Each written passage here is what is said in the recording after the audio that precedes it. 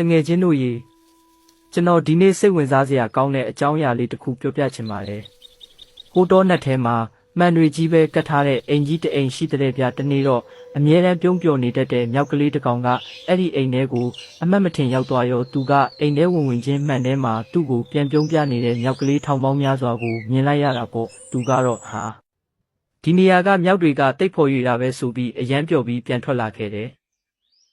ဒါပေမဲ့နောက်ရက်မှာတော့အမြဲတမ်းရန်လိုပြီးစိတ်တူတက်တဲ့မြောက်ဆိုးတစ်ကောင်ရောက်လာပြန်ရောသူကအိမ်ထဲကိုမျက်မှောင်ကျုပ်ပြီးဝင်သွားတဲ့အခါမှန်ထဲမှာသူ့ကိုရန်မှုဖို့ပြင်နေတဲ့မျက်နှာဆိုးကြီးတွေထောင်ပေါင်းများစွာကိုပဲမြင်လိုက်ရတာဗျသူကကြောက်ပြီးဟိန်းဟောက်လိုက်တော့မှန်ထဲကကောင်တွေကလည်းသူ့ကိုပြန်ဟိန်းဟောက်ကြတာပေါ့သူကတော့ဒီနေရာကတကယ်ကိုစိတ်ပျက်စရာကောင်းတဲ့နေရာပဲလို့ပြောပြီးထွက်သွားလေရဲ့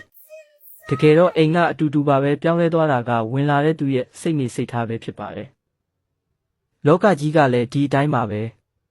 ကိုကပြုံးပြရင်လောကကြီးကပြန်ပြုံးပြပါလိမ့်မယ်ကိုကရန်လိုရင်တော့ရန်လိုမှုတွေကိုပဲပြန်မြင်ရမှာပါ